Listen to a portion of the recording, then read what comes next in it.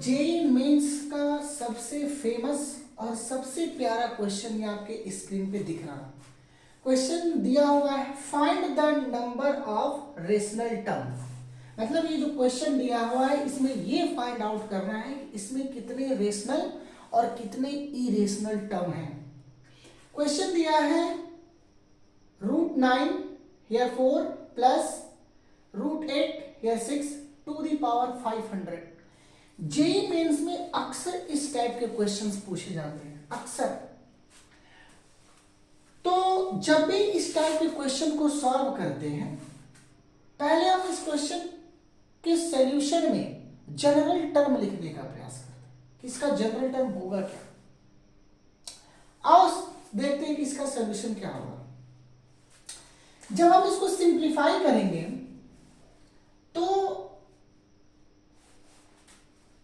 हम लिखेंगे 9 to the power, जब रूट हटेगा तो 9 to the power 1/4 1/4 plus 8 to the power 1/6 के होल टू द पावर 500। इसको इरेज कर देते हैं। अच्छा, थोड़ा और इसको सिंप्लीफाई करो तो 9 को अगर हम ध्यान से देखें तो 9 को हम लिख सकते हैं 3 का स्क्वायर। मतलब ये जो 9 है इसके जगह पे हम लिखेंगे 3 का स्क्वायर के होल के पावर 1/4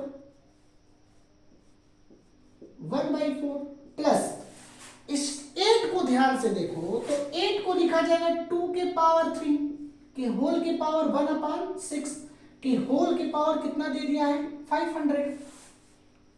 ओके, अच्छा ये 2 से ये 4 कटेगा, सो 2 2 जा 4 एंड 3 2 जा 6, so you will get 3 to the power 3 1/2 plus 2 to the power 1/2 के पावर कितना दे दिया 500। जब भी इस टाइप के क्वेश्चन आते हैं, find the number of rational term, find the number of irrational term, तो यहां ध्यान देना कि यहां वाला जो टर्म रहेगा और जो यहां वाला टर्म रहेगा वो हमेशा प्राइम नंबर होता है। अगर वो प्राइम नंबर नहीं है तो उसको प्राइम नंबर बनाना पड़ता है। जैसे यहां पे 9 था तो 9 को हमने सिंप्लीफाई करके यहां पे क्या आ गया 3 और यहां 8 सिंप्लीफाई होकर के बन गया 2। मतलब ये जो 3 है और ये जो 2 है ये एक प्राइम नंबर होगा। नहीं है तो प्राइम नंबर बनाना पड़ेगा, नहीं तो प्राइम नंबर रहता है। तो यहां पे 3 और यहां पे कितना हो गया 2। अब क्या करते हैं कि जो इसकी पावर है और जो इसकी पावर है इनका पहले चेक करो कि एलसीएम क्या होगा। सो 1/2 1/2 तो 1/2 और 1/2 की अगर हम एलसीएम की बात करें तो इसका एलसीएम 2 होगा। मतलब कि अगर हम इसके एलसीएम की बात करें सो एलसीएम ऑफ 1/2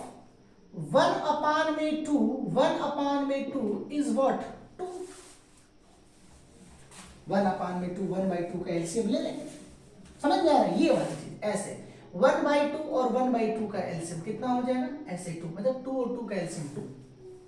ठीक, अब इसके एलसीएम से जो पावर में है इसके पावर में कितना है 500। इसके पावर को इस 2 से डिवाइड करेंगे तो पावर को अगर हम 2 से डिवाइड करेंगे तो कितना मिल रहा है 250। मतलब ये हुआ कि इसके एक्सपेंशन में या तो 250 रेशनल टर्म होंगे, नहीं तो एक बढ़ा दो तो 250 होंगे और एक बढ़ जाएगा तो 251 होगा। या तो 250 होगा या तो 251 होगा। मेरी बात समझ में आ रही मैं क्या बोल रहा हूं। इसके एक्सपेंशन में जो नंबर ऑफ रेशनल टर्म होंगे वो 250 होगा, नहीं तो 251 होगा। अब हमको ये चेक करना है कि 250 होगा कि 251 होगा। ठीक, अब इसका जनरल टर्म लिखो, इसके बाद अब इसका जनरल टर्म लिखते हैं। तो जनरल टर्म लिखने का फॉर्मूला क्या होता है, जनरल टर्म कैसे लिखा जाता है। So you know that TR plus 1 is equals to NCR x to the power n minus r and a to the power r। यहाँ वाली जो टर्म होती है वो x का काम करता है, यहाँ वाला टर्म जो होता है वो a का काम करता है, और n के जगह पर ये 500।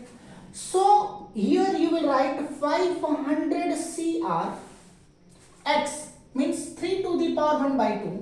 So 3 to the power 1 by 2 and बोले तो 500 minus r divided by 2 and 2 to the power r, here 2 to the power 1 by 2 to the power r means 2 to the power r by 2.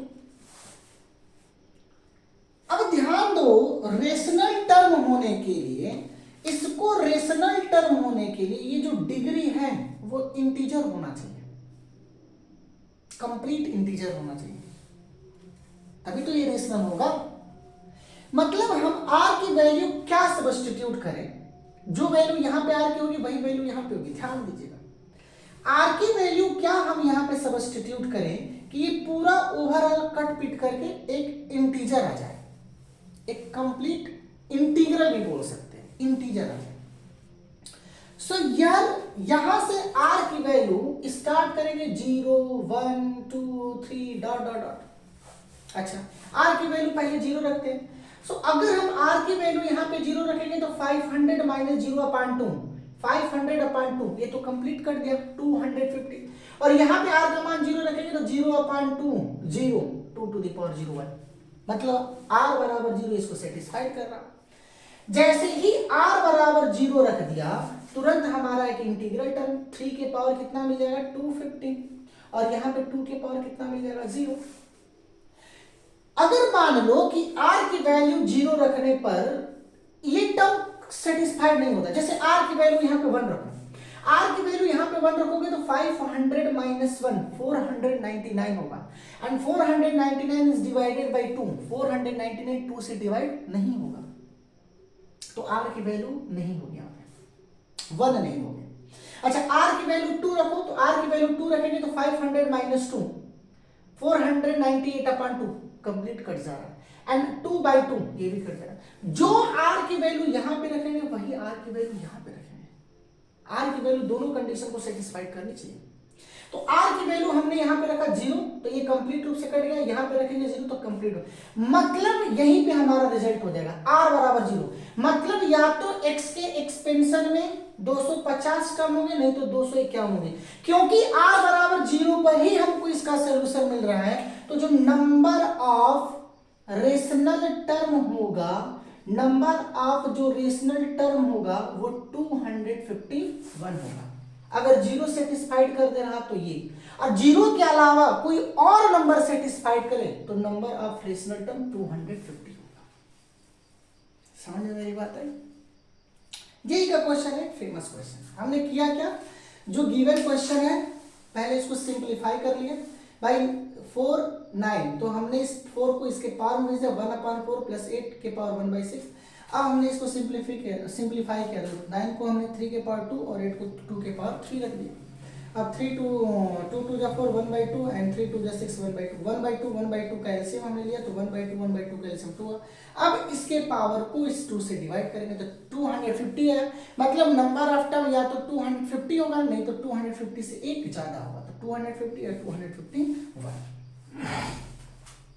Clear हो गया हमने?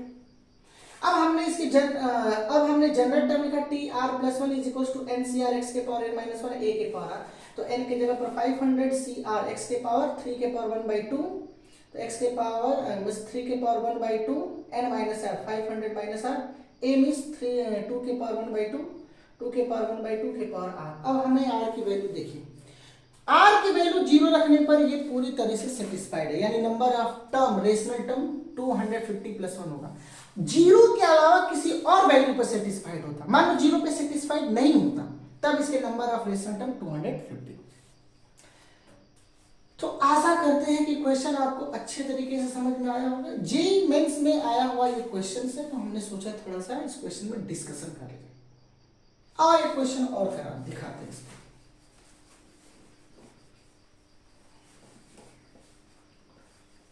Question number 2, एक question और दिखा दें इस पर। 3 to the power 1/5 plus 2 to the power 1/3 के पावर 15। कह रहा फाइंड द, वही क्वेश्चन है, find the number of rational term. अब क्या करना होगा, find the number of rational term and irrational term. करना क्या होगा भाई, यहां पे नंबर चेक करो कैसा है, तो ये प्राइम नंबर 3 और 2 भी कैसा नंबर है, प्राइम नंबर, तो डायरेक्ट 1/5 और 1/3, मतलब 5 और 3 का LCM low. So LCM of 5 and 3 कितना होगा, 15। अब इसके एलसीएम से, इन दोनों के एलसीएम से इसको डिवाइड करो तो कितना होगा, 15/15 कितना हो गया, कट के 1। तो या तो 1 होगा number of rational term, number of rational term, या तो 1 होगा नहीं तो 2 होगा। ठीक, अब जनरल टर्म लिखते हैं। So T R plus 1 is equal to N C R X to the power N minus R A to the power R. N के जगह पर 15 लिखेंगे, सो 15 सी आर, एक्स के जगह पर 3 के power 1/5 N minus R, means 3 to the power 1/5 N minus R, मतलब 15 minus R. A के पावर आर मतलब ए इज 1 टू के पावर 1/3 के पावर आर, सो कितना हो जाएगा, 15 सी आर, 3 के पावर 15 माइनस आर अपान में 5, 2 के पावर आर अपान 3। अब आर की वैल्यू क्या रखा जाए, ये कंडीशन को सेटिस्फाइड कर दे, तो वही कहानी स्टार्ट करेंगे 0 से। So R is equal to 0 1 2 3 dot. अगर आर का मान 0 रखने पर ये कंडीशन सेटिस्फाइड हुआ, सेटिस्फाइड होने का मतलब आर का मान 0 रखने पर, ये पूरी सॉल्व करने पर 3 के पावर एक इंटीजर हुआ, तब नंबर ऑफ रेशनल टर्म 2 हो जाएगा। और 0 के अलावा किसी और नंबर पे है तो नंबर ऑफ रेशनल टर्म 1 होगा। तो आर का मान यहाँ पे 0 रखिए तो कितना होगा, 15 माइनस 0/5, 5 3 जा 15, ये तो कंप्लीट से कट गया।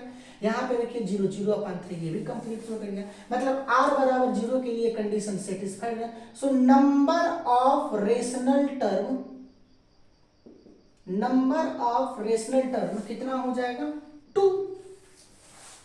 तो अगर पूछेगा कि नंबर ऑफ इरेशनल टर्म कितना होगा, so number of irrational term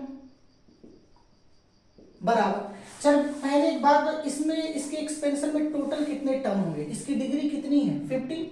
so total term जो होगा, टोटल टर्म जो होगा वो 16 होगा, जितना रहता है पावर में 1 बढ़ा के लिखते हैं। So number of rational term is total term minus rational term, तो 16 माइनस 2 ये हो जाएगा 40। तो क्वेश्चन का लेवल समझ में आया, किस टाइप का क्वेश्चन था। हमने सॉल्यूशन बताया कि इस टाइप के क्वेश्चंस को कैसे सॉल्व किया जाता है, जेईई में आया हुआ एक ये प्रॉब्लम है। तो आशा करते हैं, उम्मीद करते हैं कि आपको ये क्वेश्चन समझ में आया होगा।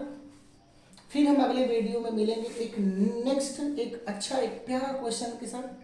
तब तक के लिए थैंक यू, ऑल द